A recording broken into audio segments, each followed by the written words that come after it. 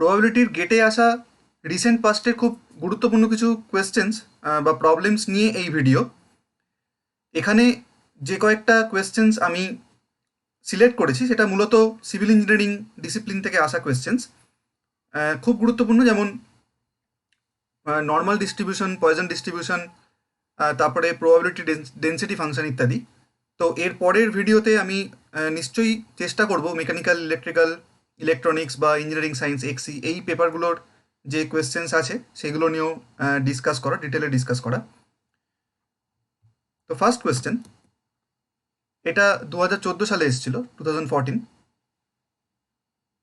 কোয়েশ্চেনটা যদি একটু ভালো করে পড়ি তাহলে, if fx is a continuous real valued random variable defined over the interval minus infinite to plus infinite and its occurrence is defined by the density function. Its occurrence is defined by the density function. তার মানে এই যে ফাংশনটা, এটা একটা density function.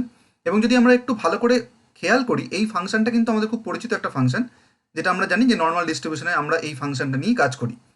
এখানে দুটো statistical অ্যাট্রিবিউটের কথা বলা হয়েছে, এ এবং বি। আমি সেগুলোতে আসছি।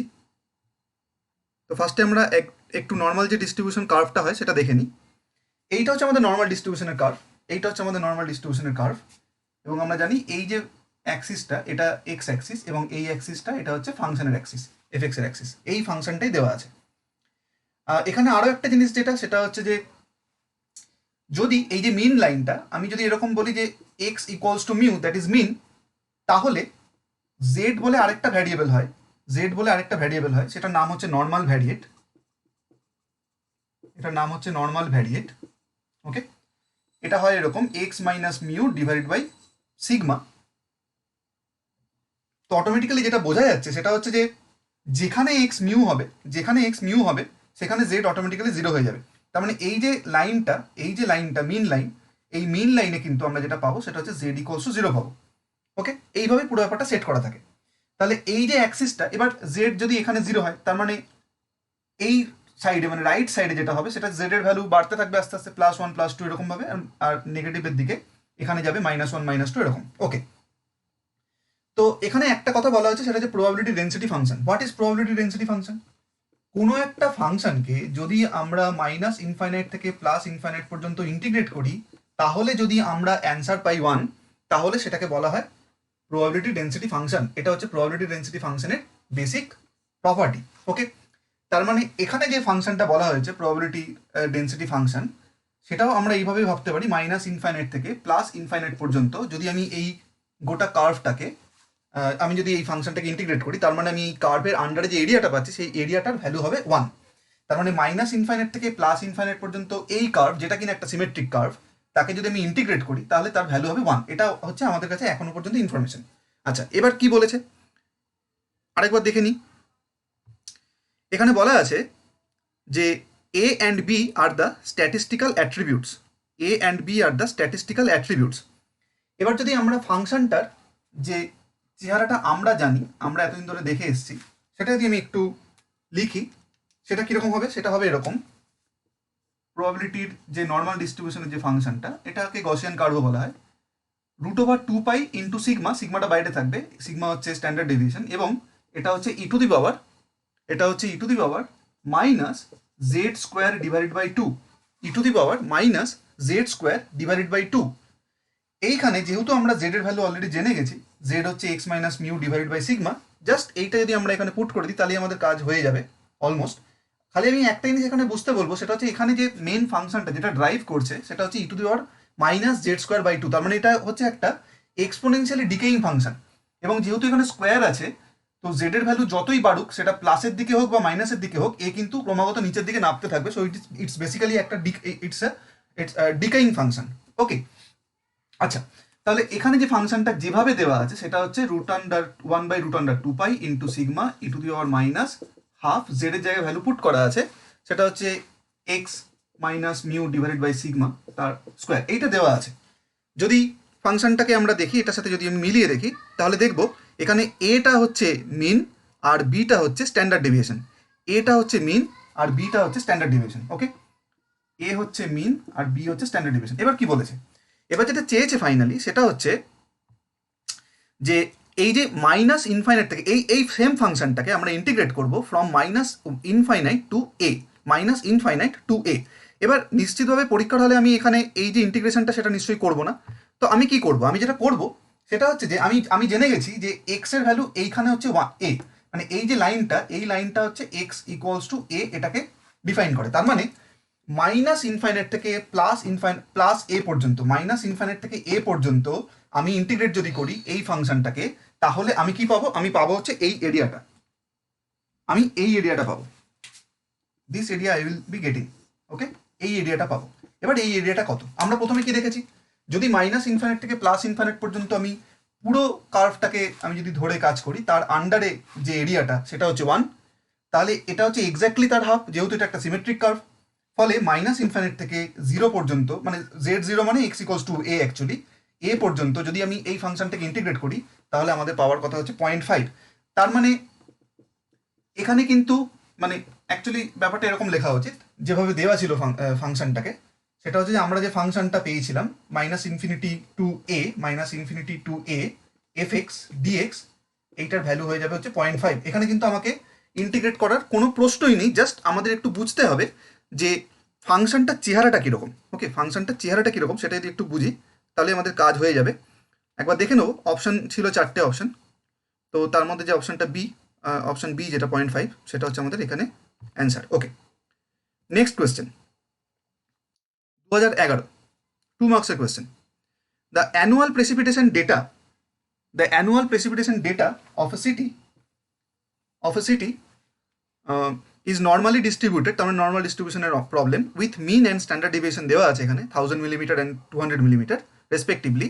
The probability that the annual precipitation will be more than 1200 millimetre. আমি যদি একটু প্র্যাকটিক্যালি ব্যাপারটা ভাবি, যে একটা সিটি আছে, সেই সিটিতে আমরা দেখেছি যে mean over a very long period যে অ্যাভারেজ যে প্রেসিপিটেশন হয়, সেই প্রেসিপিটেশনটা হচ্ছে সে 1000 মিলিমিটার, 1000 মিলিমিটার প্রেসিপিটেশন আমরা অ্যাভারেজ পেয়ে এসেছি।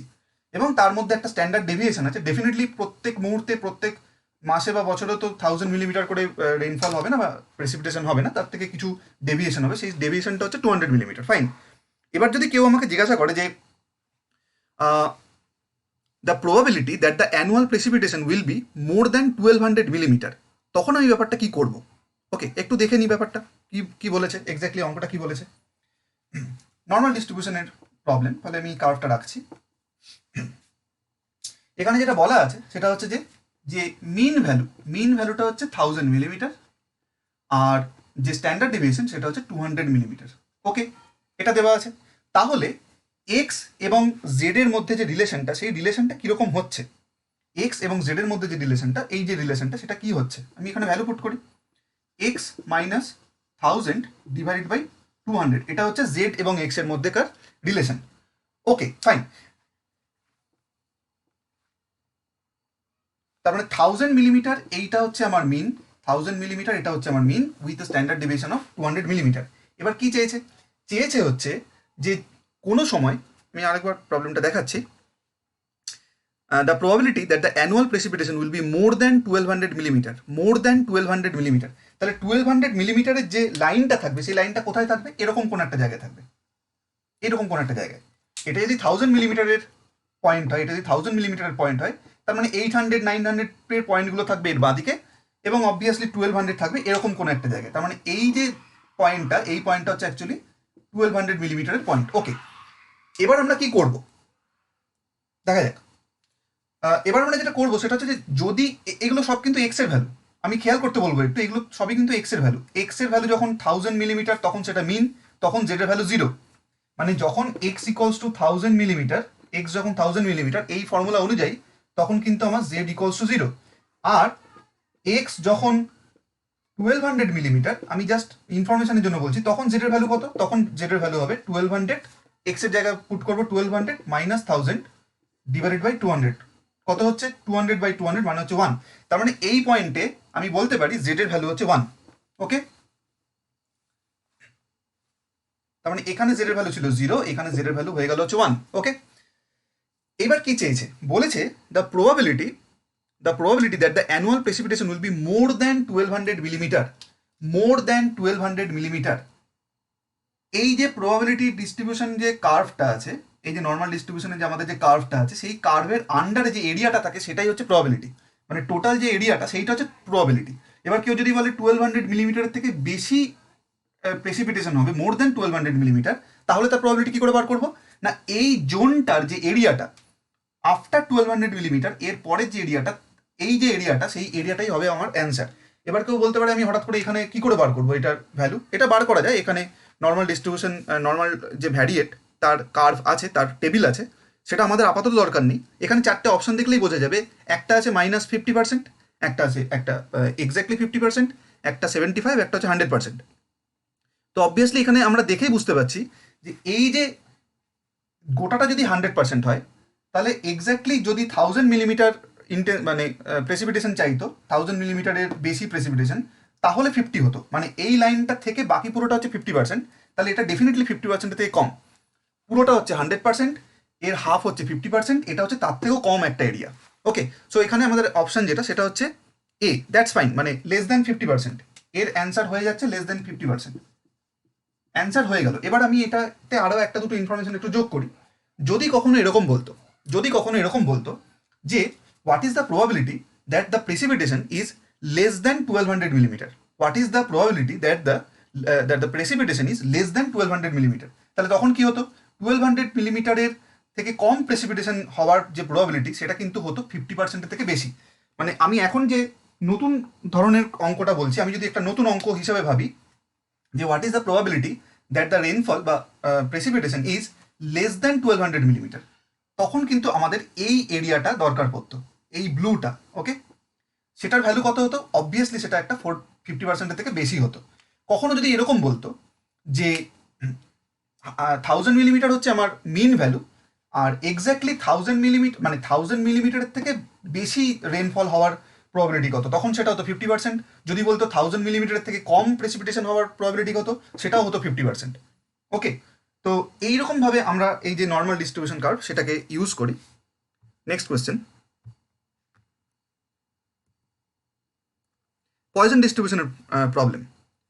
এটা হচ্ছে পয়জন ডিস্ট্রিবিউশনের প্রবলেম। ওকে, প্রবলেমটা কীরকম? এটা একটা ট্রাফিকের প্রবলেম, যেটা সিভিল ইঞ্জিনিয়ারিংয়ের জন্য খুব ইম্পর্ট্যান্ট একটা জায়গা। Traffic office imposes on an average 5 number of penalties daily on traffic violators. Okay, assume that the number of penalties on different days is independent and follows a Poisson distribution. The probability that there will be less than 4 penalties, the probability that there will be less than 4 penalties in a day is. Okay,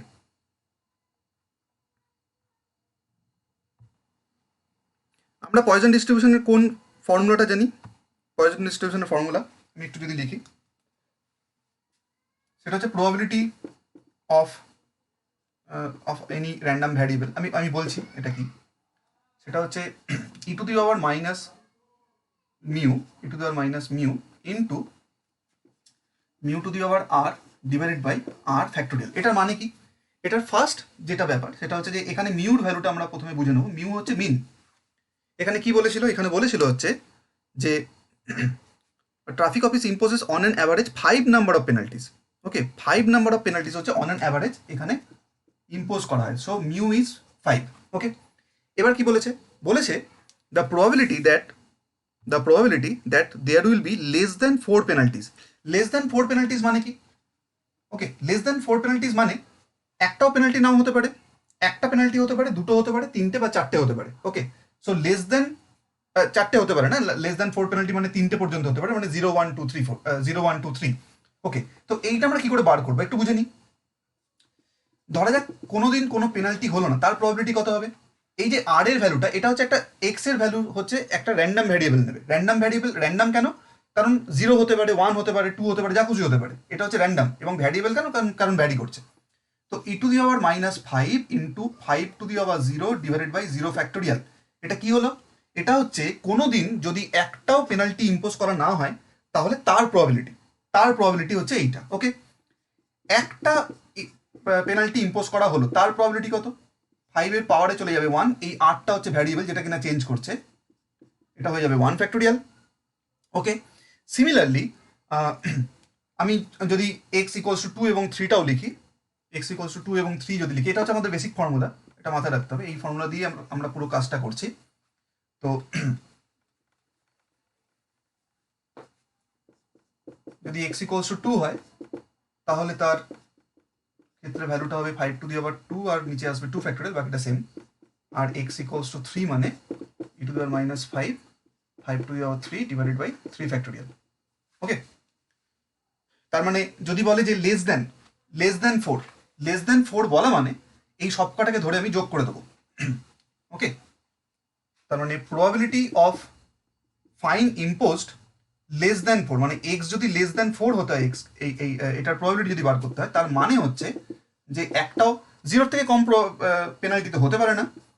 যেটা হবে সেটা হচ্ছে যে সবসময় এটা একটা positive number হবে, x equals two 2 হতে পারে, এক্স ইকুয়ালস টু 3 হতে পারে। ওকে, এই পুরোটা যদি আমি সাম করি তাহলে যে অ্যান্সারটা আসবে সেটা হচ্ছে 0.265, এটা হচ্ছে 0.265। ওকে, আচ্ছা নেক্সট কোয়েশ্চেন।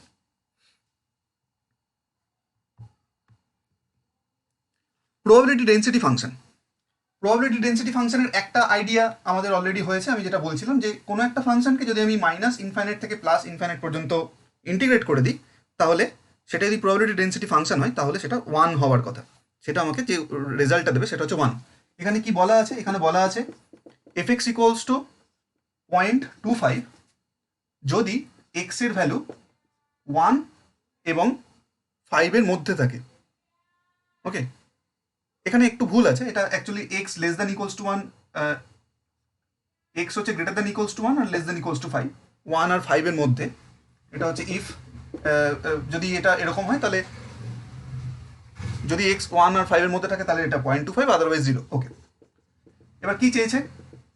যেটা চেয়েছে সেটা হচ্ছে এফ এক্স বা এফ এক্স না, রাদার প্রবাবিলিটি যেখানে এক্স হচ্ছে লেস দ্যান ইকুয়ালস টু 4। ওকে, আমরা এটা দুভাবে অ্যাপ্রোচ করব এই প্রবলেমটা। যদি আমরা এরকম করে ভাবি যে এটা হচ্ছে আমাদের একটা নাম্বার লাইন, এটা হচ্ছে এক্স এর নাম্বার লাইন, এদিকে প্লাস ইনফাইনাইট পর্যন্ত গেছে, এখানে মাইনাস ইনফাইনাইট পর্যন্ত গেছে। ওকে, কি বলা আছে এখানে? বলা আছে যে যখন এক্স এর ভ্যালু 1, এটা হচ্ছে এক্স এর ভ্যালু 1 আর এটা হচ্ছে এক্স এর ভ্যালু 5, এক্স এর ভ্যালু 1 আর এক্স এর ভ্যালু 5, তো এক্স এর ভ্যালু 1 আর 5 এর মধ্যে এই ফাংশনটা একটা 0.25 এরকম একটা ভ্যালু নেয়। তার মানে এই যে ভ্যালুটা এটা হচ্ছে 0.25, মানে এখান থেকে এতটা হচ্ছে 0.25। ওকে, তাহলে এখান থেকে আমরা দেখেই বুঝতে পারছি যে এই যে গোটা এরিয়াটা কত পাচ্ছি? টোটাল এরিয়া পাচ্ছি হচ্ছে 1 থেকে 5 মানে কত? 4, এটা হচ্ছে 4 ইন্টু 0.25। তার মানে বেসিক্যালি এটা একটা প্রবাবিলিটি ডেন্সিটি ফাংশন, কারণ এই কার্ভকে ইন্টিগ্রেট করছি মানে বেসিক্যালি আমি কার্ভের আন্ডারে এরিয়াটা পাচ্ছি, রাইট? কার্ভের আন্ডারে আমি এরিয়াটা পাচ্ছি। তার মানে আমরা যদি এটাকে এমনি ভাবি নর্মালি যে এর অ্যাবসিসা হচ্ছে 4, কারণ 5 থেকে 1 মাইনাস করলে 4 হয়, তার সাথে আমি 0.25 যদি মাল্টিপ্লাই করে দিই তাহলে এটা 1 দিচ্ছে, মানে এটা একটা ইউনিক প্রবাবিলিটি ডেন্সিটি ফাংশন। এবার কি চেয়েছে? এবার যেটা চেয়েছে সেটা হচ্ছে যে x less than equals to 4, x less than equals to 4, x less than equals to 4। তার মানে এখানে যদি এক্স ইকুয়ালস টু 4 হয় তাহলে লেস দ্যান ইকুয়ালস টু 4 এই এরিয়াটা চাওয়া হচ্ছে। এবার এটা এমনি মুখোমুখি হয়ে যাওয়া উচিত, কারণ আমরা বুঝতেই পারছি যে 1 থেকে 5 পর্যন্ত যে টোটাল লেন্থটা ছিল সেই লেন্থটা ছিল হচ্ছে 4, এখন 1 থেকে 4 যদি হয় তাহলে এই লেন্থটা হয়ে যাবে 3। আগে টোটাল লেন্থ ছিল হচ্ছে 4, এখন এই টোটাল লেন্থ হয়ে যাবে 3। তার মানে এই এরিয়াটা খুব সহজেই, এরকমভাবে চাইনি, অ্যান্সারটা চেয়েছে অন্যভাবে, অ্যান্সারটা আরও সহজভাবে চেয়েছে, সেটা হচ্ছে যে কত আছে আমরা এখান থেকেও পাবো। তাহলে অ্যাকচুয়ালি যেটা পাচ্ছি সেটা হচ্ছে এখানে অ্যাবসিসা কত হয়ে গেল? এটা হচ্ছে 3, তাহলে 3 ইন্টু 0.25 তার মানে হচ্ছে 0.75 মানে হচ্ছে 3/4। ওকে, তো 4/3 এরিয়াটা আমরা এখন পাচ্ছি, যেটা কিনা আমাদের অ্যান্সার। ওকে, আচ্ছা, এই অঙ্কটা আমি যেটা বলছিলাম আরেকভাবে করা, সেটা হচ্ছে সিম্পল, আমি যদি একটু ফাংশন দিয়ে ভাবি, একই রকম আসবে অ্যান্সার, মানে ইন্টিগ্রেশন দিয়ে। সেটা হচ্ছে F x is a probability density function. So F x is a probability density function, তার মানে মাইনাস ইনফাইনাইট থেকে ইনফাইনাইট পর্যন্ত আমরা এটাকে যদি ইন্টিগ্রেট করি তাহলে এটা পাবো হচ্ছে 1। ওকে, এবার এটাকে আমি অনেকভাবে ভাঙতে পারি, সেটা হচ্ছে মাইনাস ইনফাইনাইট থেকে ওয়ান পর্যন্ত, মাইনাস ইনফাইনাইট থেকে ওয়ান পর্যন্ত যে এফএক্স এর ভ্যালু, কত ভ্যালু? 0। এটাকে ধরে কোনো লাভই নেই। ওয়ান থেকে ফাইভ পর্যন্ত, যেটা সেটা হচ্ছে 0.25। ওকে, 1 থেকে 5 পর্যন্ত হচ্ছে 0.25। আমার অতটা যাওয়ার দরকার নেই, আমি 1 থেকে 4 পর্যন্ত যাব। সো 1 to 4 এফএক্স এর ভ্যালু কত? 1 থেকে 4 পর্যন্ত এফএক্স এর ভ্যালু হচ্ছে 0.25, তার সাথে হচ্ছে ডিএক্স। ওকে, এটাই হচ্ছে আমার এরিয়া। কারণ কি বলেছিল হচ্ছে প্রবাবিলিটি যেখানে x less than equals to 4, তার মানে আমি আপ টু 4 পর্যন্ত নেব from minus infinite. Less than equals to 4 মানে মাইনাস ইনফিনিট থেকে 4। আগের অঙ্কটায় আমাদের এই পার্টটা লাগলো না কেন? কারণ এখানে হচ্ছে 0। এটা যদি ক্যালকুলেট করি তাহলে আমরা ওই 3/4ই পাবো। এটা হচ্ছে অ্যান্সার। ওকে, নেক্সট।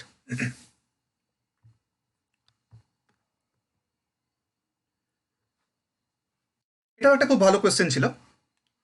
এটাও প্রবাবিলিটি ডেন্সিটি ফাংশনেরই question. The graph of the function is given is shown in the figure. For f x to be valid probability density function the value of h is. Okay, আমি একটু গ্রাফটা আঁকছি বোর্ডে।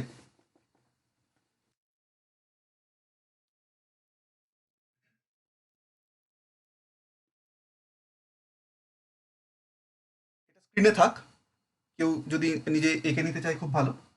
আমি নিজে একবার বোর্ডে এঁকে নিচ্ছি, তাহলে আমার বোঝাতে সুবিধা হবে হয়তো।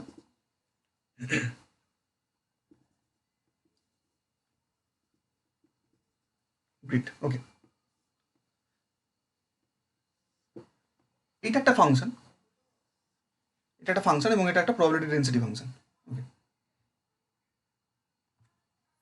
তাহলে 0, এটা 1, এটা 2, এটা 3। এটা হচ্ছে এক্স অ্যাক্সিস, এটা হচ্ছে ফাংশন অ্যাক্সিস, এবং এটা হচ্ছে এইচ, এটা হচ্ছে 2h, এটা হচ্ছে 3h। কি বলেছে? এটা প্রবাবিলিটি ডেন্সিটি ফাংশন। তার মানে আমরা এখানে যা এরিয়া পাবো, এটার আন্ডারে থাকা এরিয়া, এটার আন্ডারে থাকা এরিয়া, এবং এটার আন্ডারে থাকা এরিয়া, এই টোটাল যে এরিয়াটা থাকবে, মানে মোট মিলিয়ে যে এরিয়াটা, কারণ সব মিলিয়েই কিন্তু ফাংশন, শুধুমাত্র এটা বা এটা এর মধ্যে কোনো একটা ফাংশন বা দুটো ফাংশন এরকম নয়, পুরোটা মিলিয়ে কিন্তু অ্যাকচুয়ালি আমাদের ফাংশন। ওকে, তার মানে আমরা যেটা বলতে পারি সেটা হচ্ছে যে এই এরিয়াটা কত? এই এরিয়া হচ্ছে half into base into height. Base কত? 1, হাইট কত? h, প্লাস এখানে বেস কত? বেস হচ্ছে 1, হাইট কত? হাইট হচ্ছে 2h। এখানে বেস হচ্ছে 1, হাইট হচ্ছে 3h। এই হচ্ছে আমার total area under this curve. Okay, এটা হচ্ছে আমার total area under this curve, and this should be 1 if the function is PDF, this should be 1। Okay, এইটা 1 হওয়া উচিত। কত আসছে একটু দেখে নিই। h/2, basically h plus 2h plus 3h divided by 2 is equals to 1, তার মানে 3h is equals to 1 or h equals to 1/3। এখানে অপশান আছে 1/3, যেটা এ অ্যান্সার। ওকে, তো এই ছিল হচ্ছে প্রবলেম। আমি যেরকম বলছিলাম সেটা হচ্ছে যে আমি নেক্সট ভিডিওতে ডেফিনেটলি অন্য ব্রাঞ্চের বেশ কিছু কোয়েশ্চেন আবার নিয়ে আসবো। ফ্রেশ ব্যাচ একটা স্টার্ট হতে চলেছে সেপ্টেম্বরের ফার্স্ট উইক থেকে। গেট 2021-এর ইঞ্জিনিয়ারিং ম্যাথামেটিক্সকে মাথায় রেখে সেখানে সমস্ত ব্রাঞ্চেরই যা আছে সমস্ত কিছু ক্লাস হতে থাকবে। তো তার জন্য কন্ট্যাক্ট করা যেতে পারে, রেজিস্ট্রেশন ওপেন আছে। কল এবং হোয়াটসঅ্যাপের নাম্বার স্ক্রিনে দেখা যাচ্ছে। তো আমি আবার খুব দ্রুত খুব ইম্পর্টেন্ট কিছু টপিক বা প্রবলেম সেইগুলো নিয়ে ফিরে আসবো। আমাদের নর্মাল ডিস্ট্রিবিউশন যে আমার যে নর্মাল ডিস্ট্রিবিউশনের যে ভিডিও সেটাও করা বাকি আছে, সেটা আমি করব সিভিল ইঞ্জিনিয়ারিংয়ের পার্সপেক্টিভ থেকে। সেখানেও কিছু বলার আছে, যেখানে আমি চেষ্টা করব যে ওই আমাদের যে কংক্রিট কিউব টেস্টিং, সেই কিউব টেস্টিংয়ের সাথে তার যে মিন স্ট্রেংথ, ওকে, তার যে টার্গেটেড স্ট্রেংথ বা ডিজাইন ক্যারেক্টারিস্টিক স্ট্রেংথ, এইগুলো নিয়ে খুব ইম্পর্টেন্ট কয়েকটা কথা বলার আছে, সেটা নিয়ে আমি আলাদা ভিডিও ডেফিনেটলি করব। তো আজকে আপাতত এই পর্যন্তই আমি ভিডিওটা এন্ড করছি। ধন্যবাদ।